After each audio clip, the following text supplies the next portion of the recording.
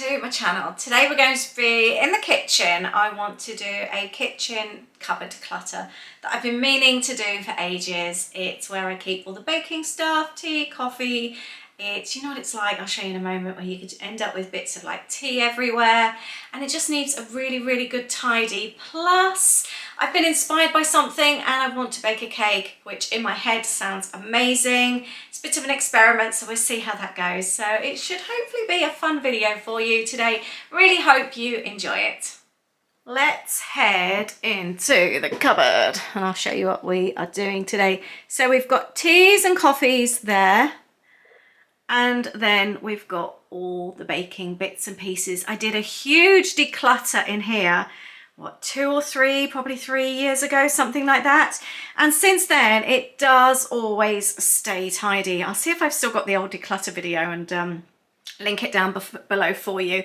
It just kind of gets a bit messy and needs a clean, but putting in the Sleepy Susan, or whatever you want to call it, and my little like organizer there, I'll talk more about that when we clean it up. It's made such a difference. The other problem I have is because I can't reach things, it gets messy for that reason as well. So I think we'll do the usual of emptying and then cleaning. Let's start at the top. We'll do that.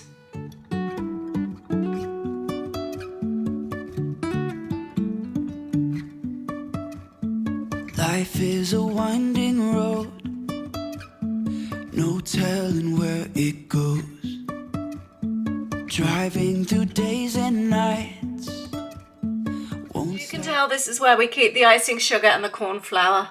It definitely needs a good clean. But what I'm really excited about, I found all these Cracker Barrel syrups. And when we were there in January, they stopped doing the little miniatures. They used to give them to you warm. Aren't they cute? I didn't even know they were there, right at the back. I've cleaned out the shelf, so that's nice and clean. I forgot to look through everything else I had with all the excitement of the syrups. What have we got here? We've got ground almonds, more almonds. We've got some little cakey bits. I do like the liners for loaf cakes, they're quite handy. More almonds. A new hot chocolate, which I didn't realise we have. We've got some biscoff spreads, some cake cases, which I didn't know we had, and I've got quite a few of those, so that's quite handy. And cake. I used to do a lot of cake decorating, not like fondant or anything, but more sort of like fancy swirls and all that kind of thing. So I've got lots of bits and pieces, cake dye, icing dyes, which I don't really use, but to be honest, I don't think this kind of thing has like a date on it. Well, it does, but I wouldn't really listen to it, if you know what I mean. I can't see this kind of thing. As long as it's sealed, I can't really see it's going out of date. Worst thing it'll do is dry up, so I will keep all of that. These are also just handy little spare old muffin cases like this that I've reused for my little storage pots. Well, that shelf was nice and tidy. I've put the little loaf tray things at the back, and the almonds, I've put all the almonds in the bag at the back as well. Actually, I wonder whether they should go in the larder. No, I'm going to keep them there because I don't use them that often. Let's now empty this shelf. What's here? Oh, we've got, I didn't even know I had those. Another surprise. Little cupcake toppers. These are all rice cupcakes. Oh, I might keep those for Holly's birthday. They're quite sweet. And let's empty all this. Actually, do you know, this can just come out. Isn't that easy? I love this Lazy Susan. Take that out. We've got some more sprinkles here, which could go on the top shelf. And let's have a look and see what's in, whoops, this basket. Oh, we've got more almonds. How many almonds do I need? Flaked almonds here. I had flaked almonds at the top. And let's give this a good wipe over. I think even if things seem organised still, it's still handy every now and then just to pull everything out and give it a good wipe down. I do love my silicone cake cases, and I've got so many paper cases. I've got more sprinkles and things as well for decorating. So I think this is more about the cake decorating. I might remove the almonds and put them with the others actually, that makes more sense. as I've got more cases here that are on the top shelf, and the cases then can all live together. I've got more almonds here. I seem to have a lot of almonds considering I don't use almonds very often. Oh, and I've got another set of cases here as well. We have a lot of cases. Maybe something's trying to tell me that I should be baking more. Aid's just come down for a snack. I've offered him the almonds. He doesn't want them because they went out of date nearly 10 years ago. I'll put them out for the birds, I think, on the bird table. So that looks nice and tidy. I've taken all these out of the cases so they just sit nicely inside. And now I'm going to go through the Lazy Susan. This is all stuff that I use quite a lot. Actually, this could do with wiping down as well. Oh, colour can go on the top. Oh, almond essence. Almond seems to be the theme here. Got some shimmer spray. I obviously don't use that very often because I don't bake like I used to. It's all more kind of like family baking now rather than cutesy cupcakes. So let's empty all this. And the purpose of the Shimmery Susan, I was going to call it, the Lazy Susan, the spinny tray, is because when you're short, you can't reach things very well. So have it on a little tray, and then when I'm reaching for my yeast or my vanilla extract, I can just tiptoe and spin it, and it spins around. So that's the purpose of that. It's also very good if you have a corner in like a cupboard or something. You can pop it in the corner, and again it just uses the oh, it's a bit syrupy there, the space so much better. I picked up this on Amazon. It's really handy. I will leave the link down below. There we go. And the little rice cupcake toppers can go down there. It's amazing when you buy things and forget. I do love a glacé cherry. I quite often bake with those. I've got almond essence. I've got some red food colouring there. I just couldn't get rid of that. Look, it's so cute. Bicarb and vanilla essence, yeast, baking powders in the back there as well. All the good stuff. So that looks so much better. And I didn't realise how syrupy this had got as well. So that's nice and clean. Now to empty this one here. I would love this as just simple tea, coffee and sachets. However, we do have quite a mix of stuff that doesn't really get used. Some of it, you know what it's like when people buy you stuff. I think Aid bought that. This is, look, that coffee is solidified. I think that can go in the bin. Nesquik, that's probably one of those things that Aid bought, reminiscing, and tried once and hasn't had it.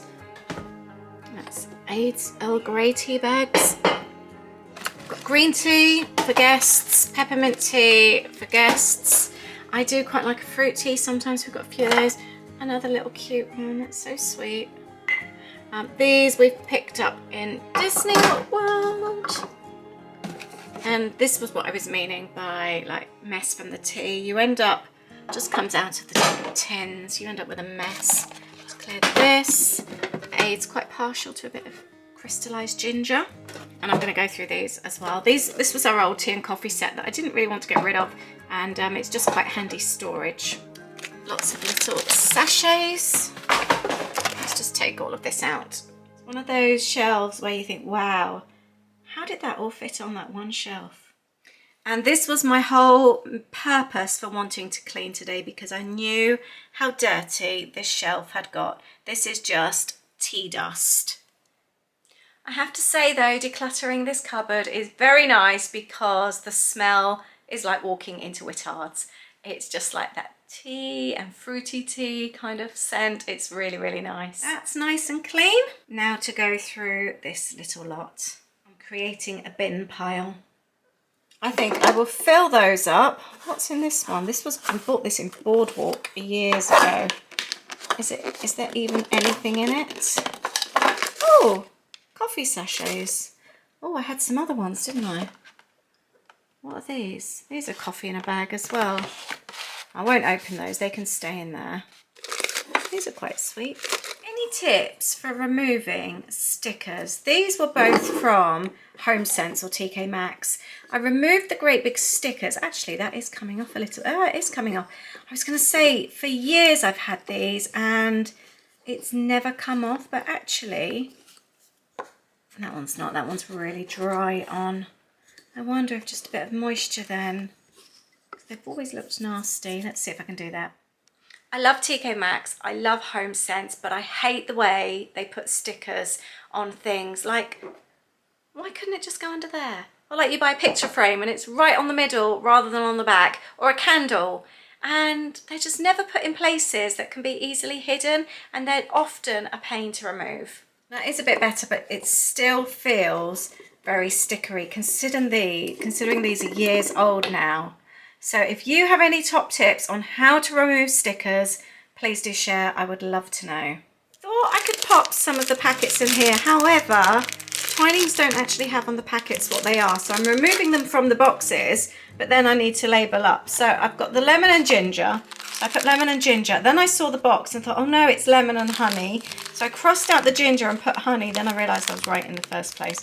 So that all looks really confusing now. I might need to write a new note. But I'm going to need to write on these. I've got a Sharpie just so that I know what's in there. All these boxes now live in here. I'm going to bin the chamomile. It's never been opened. We don't drink it. I don't know of anyone else that drinks it, so I'm just going to get rid of that. And these are all little sachets, so they can all stay in there.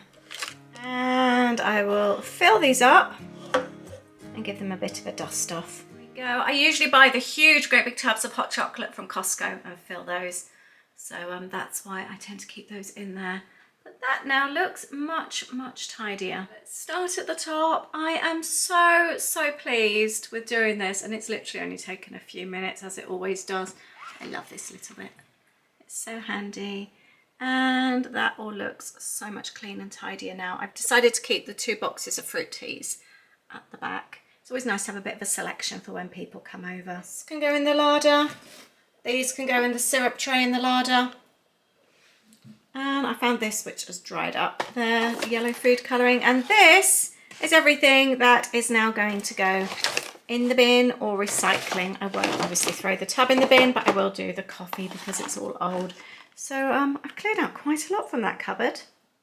And now to celebrate, I want to bake a cake ready to take over to Louis. It's one I've been thinking about for a while. Louis is really fussy, but he loves banana cake and he absolutely loves cinnamon buns. So I thought it would be really fun to combine the two. So that's exactly what I'm going to do and see how it works. So it's going to be a banana cake base with the cinnamon swirl through it, so it's like a cake. And then have the glacé, you know, the icing on top as well, and eat it when it's nice and warm. So fingers crossed, this will work out really well. So this is one of those easy, throw it all in and mix. I've thrown in all the ingredients for the actual cake, except for the melted butter. And now it's all mixed in. I'm gonna turn it off and pour in the butter. I've just melted my butter, oops, in the microwave. I'm going to pour that in. And that will be the cake batter done. That's really fast. Now, this is what stands this recipe apart from other recipes. It's made in 2 parts. So we've done the base, and now we are doing the topping. I've made a recipe similar to this before with apple cake, but I haven't done it with bananas cake. So I'm going to mix this all up. And you know when you get cinnamon buns and you've got that lovely ooey gooey sticky sweet cinnamon syrupy mix that's buttery and just so delicious, that's exactly what this is. And the next step, if there's any lumpy bits, by the way, I've been trying to bash out. There's some quite big bits of brown sugar in there, so try and get those out. If there are a few little ones, don't worry too much. Next, we are going to tip the cake mix, the cake batter, into our greased tray. Are you ready? So tell me, who licks the bowl in your house? I've ended up using one of my baking dishes. This works quite well. I like it size-wise, and it's quite nice and deep as well. The next thing we're going to do, this is the fun part. We, excuse my Pepsi, are going to take this. I think I might move that a bit closer. And we are going to start drizzling this over. And this will be our cinnamon swirl. Make sure you get it all on there. Don't want to waste any. Well, it's quite a lot in here actually. And then you want to swirl it, because it's a cinnamon swirl cake, all the way through. You want that cinnamon flavour mixed in. There we go. Hopefully that's swirly enough, and this goes in the oven on 180. And this is the cake. It's risen beautifully. You now need to add the glaze while it's still warm. I'm going to let it cool down a bit. I'm not going to do it when it's boiling hot, but then we'll pour it over the top.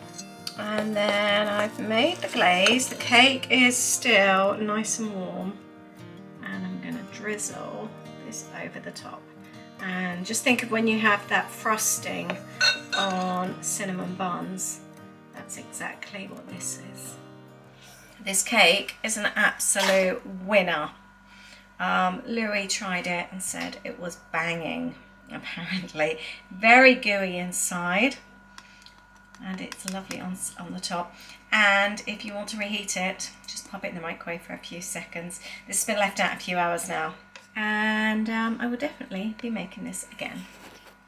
Well, that was a huge success. That cake is amazing. I really recommend you drizzling the icing on while it's warm. I'll leave the details of the recipe below that I've made up.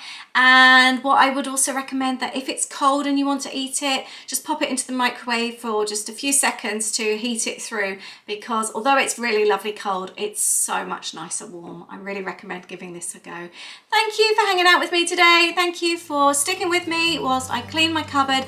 I hope it's inspired you to maybe go and do the same. You'll be surprised what you find. Let me know if you find anything else that's years old, like our 10 years out of date almonds. And I hope you fancy giving this recipe a go too. Thank you very much. I'll see you in the next video. Bye.